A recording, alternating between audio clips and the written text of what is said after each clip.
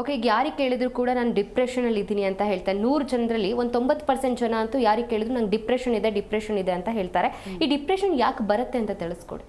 ಹೌದು ನೋಡಿ, ಮುಂಚೆ ಎಲ್ಲ ಜನ ಏನು ಮಾಡೋರು, ಶಿವ ಇಟ್ಟಂಗೆ ಆಗಲಿ ಬಿಡಪ್ಪ, ದೇವ್ರ ಮೇಲೆ ರೆಸ್ಪಾನ್ಸಿಬಿಲಿಟಿ ಹಾಕ್ಬಿಡೋರು. ಆಯಿತಾ, ಪರಮಾತ್ಮ ಏನು ಕೊಡ್ತಾನೆ, ಪ್ರಕೃತಿ ನಮ್ಗೆ ಏನು ಕೊಡುತ್ತೆ, ಅದರಲ್ಲಿ ಖುಷಿಯಾಗಿ ಇರೋದನ್ನು ಅಭ್ಯಾಸ ಮಾಡ್ಕೊಂಡಿದ್ರು ಆವಾಗಿನ ಜನಜೀವನ. ಈಗಿನ ಜನಜೀವನ ಹಾಗಲ್ಲ. ಈಗ ಯಾರೋ ಚಿನ್ನದ ಒಡವೆ ಹಾಕ್ಕೊಂಡ್ರೆ ಹಾಂ ನಾನು ಹಾಗೆ ಹಾಕು, ಯಾರೋ ಕಾಲು ತೊಗೊಂಡ್ರೆ ಹಾಂ ನಾನು ತೊಗೊಳ್ಬೇಕು, ಯಾರೋ ಬಂಗ್ಲೆ ಕಟ್ರೆ ಹಾಂ ನಾನು ಬಂಗ್ಲೆ ಕಟ್ಟಬೇಕು. ಇವರೇನೆ ಆಸೆ ಅನ್ನೋದನ್ನು ಹುಟ್ಟಿಸ್ಕೊಂಡ್ಬಿಡ್ತಾರೆ, ವಿಚ್ ಈಸ್ ನಾಟ್ ನೆಸಸರಿ. ನಾವೇನು ಇಲ್ಲಿ ಪರ್ಮನೆಂಟಾಗಿ ಇರ್ತೀವ? ಪರ್ಮನೆಂಟಾಗಿ ಇರಲ್ಲ ಅಲ್ವಾ? ಆ ಮನೆ ಕಟ್ಕೊಂಡು ನಮಗೇನಾಗಬೇಕು? ದೇವರು ಅವನಾಗೋನು ಕೊಡ್ತಾನ, ಅನುಭವಿಸಿ. ಇಲ್ವಾ, ಇರೋ ಮನೆಯಲ್ಲೇ ಖುಷಿಯಾಗಿರಿ. ಇಲ್ಲಿ ಖುಷಿಯಾಗಿರೋದು ಇಂಪಾರ್ಟೆಂಟ್. ಬಂಗ್ಲೆ ಕಟ್ಟಿರೋರನ್ನು ಹೋಗಿ ಕೇಳಿ ಖುಷಿಯಾಗಿದ್ದಾರಾ ಅಂತ ದೇಸೇನು ಅದು ನಮ್ಮ ಮೈಂಡ್ ಸೆಟ್ ಅಷ್ಟೇ. ನನ್ನ ಹತ್ರ ಕಾರ್ ಇದ್ದರೆ ಖುಷಿಯಾಗಿರ್ತೀನಿ, ಬಂಗ್ಲೆ ಇದ್ದರೆ ಖುಷಿಯಾಗಿರ್ತೀನಿ ಅನ್ನೋದು ನಮ್ಮ ಮೈಂಡ್ ಸೆಟ್ ಅಷ್ಟೇ.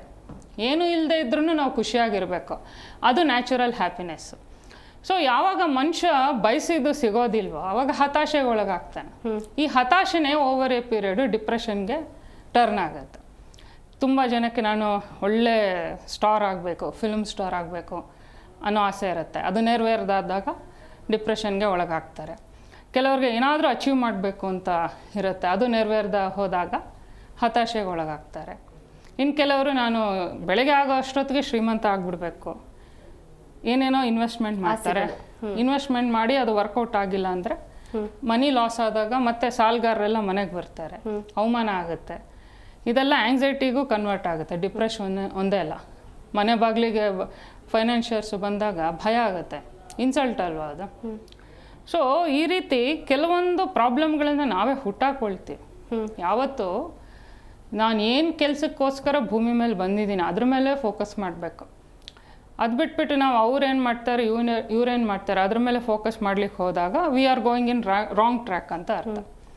ಪ್ರಕೃತಿನೇ ದತ್ತವಾಗಿ ಏನು ಬರ್ತದೆ ಅದನ್ನು ಅನುಭವಿಸ್ಕೊಂಡು ಹೋದಾಗ ನಾವು ಹ್ಯಾಪಿಯಾಗೇ ಇರ್ತೀವಿ, ಡಿಪ್ರೆಷನ್ಗೂ ಒಳಗಾಗಲ್ಲ, ಆ್ಯಂಗ್ಸೈಟಿಗೂ ಒಳಗಾಗಲ್ಲ.